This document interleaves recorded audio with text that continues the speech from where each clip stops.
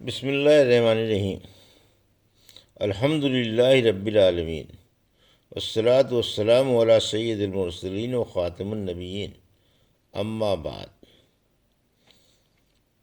صحیح بخاری، باب کتاب الوضو، حدیث نمبر 240، اردو ترجمہ۔ جب نمازی کی پشت پر اچانک کوئی نجاست یا مردار ڈال دیا جائے تو اس کی نماز فاسد نہیں ہوتی، اور حضرت عبداللہ بن عمر جب نماز پڑھتے وقت کپڑے میں خون لگا ہوا دیکھتے تو اس کو اتار ڈالتے اور نماز پڑھتے رہتے۔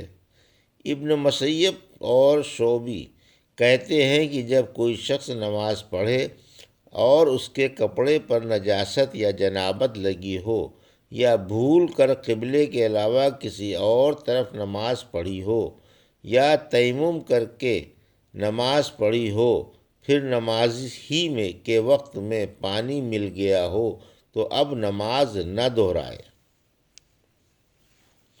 ہم سے عبدان نے بیان کیا، کہا مجھے میرے باپ عثمان نے شعبہ سے خبر دی، انہوں نے ابو اسحاق سے، انہوں نے عمرو بن میمون سے، انہوں نے عبداللہ سے۔ وہ کہتے ہیں کہ ایک دفعہ رسول کریم صلی اللہ علیہ وسلم کعبہ شریف میں سجدے میں تھے۔ ایک دوسری سند سے ہم سے احمد بن عثمان نے بیان کیا، کہا ہم سے شریح بن مسلمہ نے کہا، ہم سے ابراہیم بن یوسف نے اپنے باپ کے واسطے سے بیان کیا، وہ ابو اسحاق سے روایت کرتے ہیں۔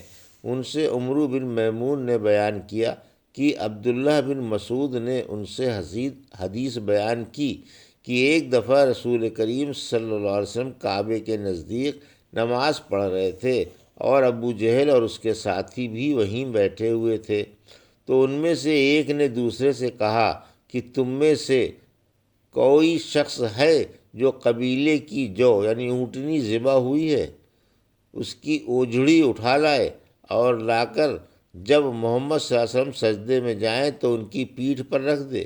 یہ سن کر ان میں سے ایک سب سے زیادہ بدبخت آدمی اٹھا اور وہ اوجھڑی لے کر آیا اور دیکھتا رہا۔ جب آپ نے سجدہ کیا تو اس نے اس اوجھڑی کو آپ کے دونوں کندھوں کے درمیان رکھ دیا۔ عبداللہ بن مسعود رضی اللہ عنہ کہتے ہیں میں یہ سب کچھ دیکھ رہا تھا مگر کچھ نہ کر سکتا تھا، کاش اس وقت مجھے روکنے کی طاقت ہوتی۔ عبداللہ کہتے ہیں کہ وہ ہنسنے لگے اور ہنسی کے مارے لوٹ پوٹ ہونے لگے، اور رسول اللہ صلی اللہ علیہ وسلم سجدے میں تھے، بوجھ کی وجہ سے اپنا سر نہیں اٹھا سکتے تھے، یہاں تک کہ حضرت فاطمہ رضی اللہ عنہا آئیں اور وہ بوجھ آپ کی پیٹھ سے اتار کر پھینکا۔ تب آپ صلی اللہ علیہ وسلم نے سر اٹھایا، پھر 3 بار فرمایا یا اللہ تو قریش کو پکڑ لے۔ یہ بات ان کافروں پر بہت بھاری ہوئی کہ آپ صلی اللہ علیہ وسلم نے انہیں بد دعا دی۔ عبداللہ کہتے ہیں کہ وہ سمجھتے تھے کہ اس شہر مکے میں جو دعا کی جائے وہ ضرور قبول ہوتی ہے۔ پھر آپ نے ان میں سے ہر ایک کا جدا جدا نام لیا کہ اے اللہ ان ظالموں کو ضرور ہلاک کر دے۔ ابو جہل، عتبہ بن ربیعہ، شیبہ بن ربیعہ، ولید بن عتبہ، امیہ بن خلف اور عقبہ ابن ابی معیط کو۔ 7ویں آدمی کا نام بھی لیا مگر مجھے یاد نہیں رہا۔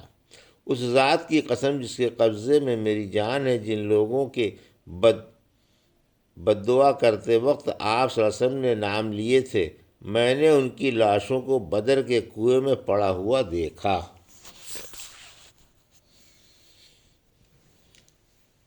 حدیث نمبر 241، اردو ترجمہ۔ کپڑے میں تھوک اور رینٹ وغیرہ لگ جانے کے بارے میں عروہ نے مسعود اور مروان سے روایت کی ہے کہ رسول اللہ صلی اللہ علیہ وسلم حدیبیہ کے زمانے میں نکلے۔ اس سلسلے میں انہوں نے پوری حدیث ذکر کی اور پھر کہا کہ نبی صلی اللہ علیہ وسلم نے جتنی مرتبہ بھی تھوکا وہ لوگوں کی ہتھیلی پر پڑا، پھر وہ لوگوں نے اپنے چہروں اور بدن پر مل لیا۔ ہم سے محمد بن یوسف نے بیان کیا، کہا ہم سے سفیان نے حمید کے واسطے سے بیان کیا، وہ حضرت انس رضی اللہ عنہ سے روایت کرتے ہیں کہ رسول اللہ صلی اللہ علیہ وسلم نے ایک مرتبہ اپنے کپڑے میں تھوکا۔ ابو عبداللہ امام بخاری رحمۃ اللہ علیہ نے فرمایا کہ سعید بن ابی مریم نے اس حدیث کو طوالت کے ساتھ بیان کیا۔ انہوں نے کہا ہم کو خبر دی یحییٰ بن ایوب نے، کہا مجھ سے حمید نے بیان کیا، کہا میں نے انس رضی اللہ عنہ سے سنا، وہ آن حضرت صلی اللہ علیہ وسلم سے روایت کرتے ہیں۔ حدیث نمبر 242۔ نبیذ کے سے اور کسی نشے والی چیز سے وضو جائز نہیں۔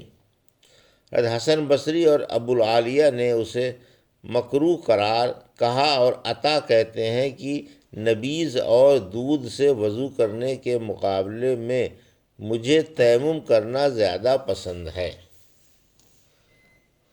ہم سے علی بن عبداللہ نے بیان کیا، ہم سے سفیان نے، ان سے زہری نے ابو سلمہ کے واسطے سے بیان کیا، وہ حضرت عائشہ رضی اللہ عنہا سے، وہ رسول کریم صلی اللہ علیہ وسلم سے روایت کرتی ہیں کہ آپ صلی اللہ علیہ وسلم نے فرمایا کہ پینے کی ہر وہ چیز جو نشہ لانے والی ہو حرام ہے۔ حدیث نمبر 243۔ اس بارے میں کہ عورت کا اپنے باپ کے چہرے سے خون دھونا جائز ہے۔ ابو العالیہ نے اپنے لڑکوں سے کہا کہ میرے پیروں پر مالش کرو، کیونکہ وہ مریض ہو گئے تھے۔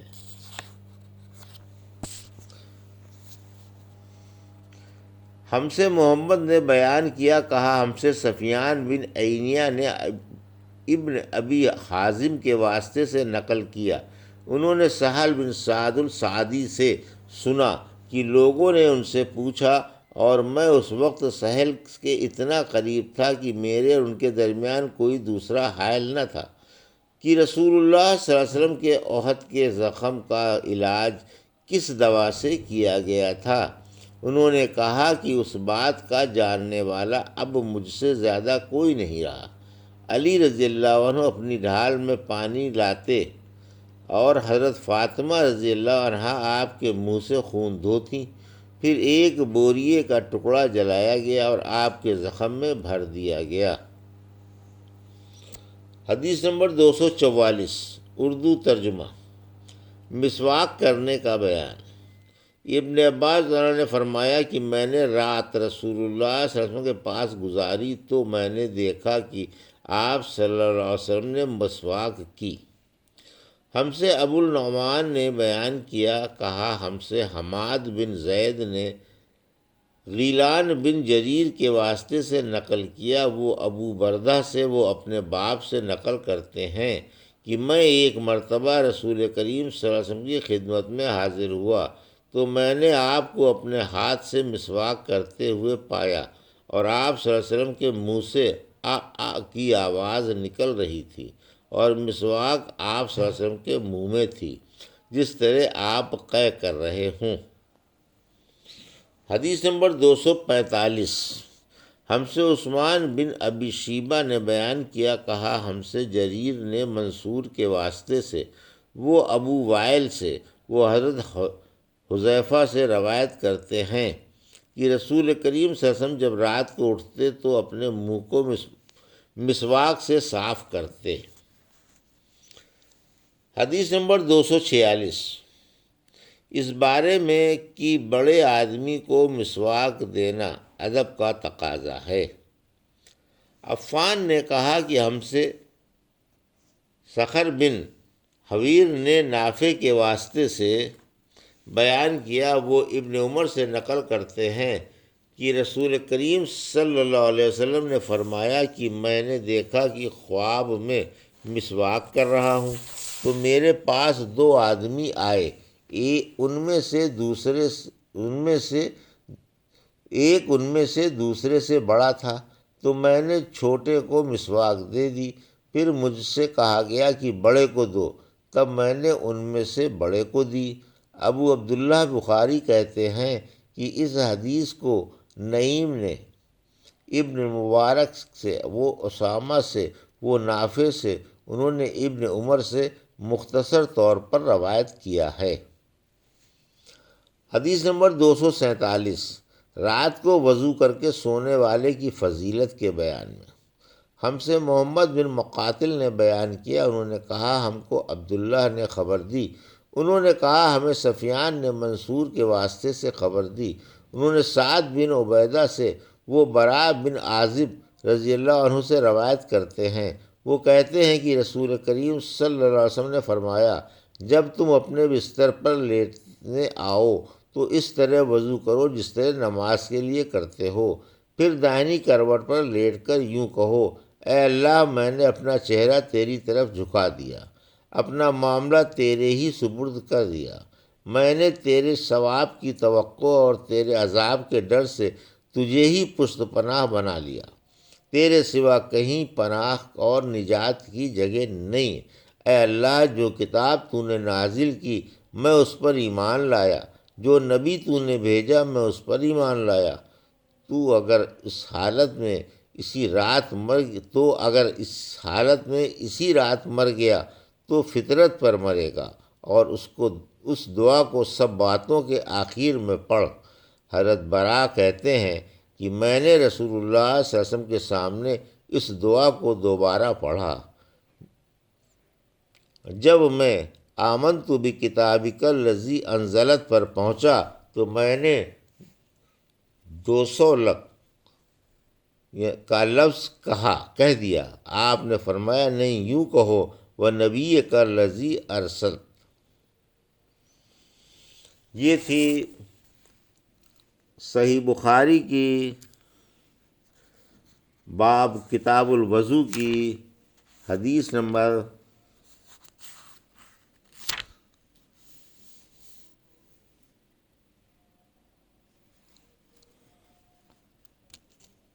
240 سے 247 کا اردو ترجمہ جو ابھی آپ نے سماعت فرمایا۔ اللہ سے دعا ہے کہ اللہ ہمیں ان حدیثوں کی صحیح سمجھ عطا فرمائے اور ان پر عمل کرنے کی توفیق عطا فرمائے، آمین یا رب العالمین۔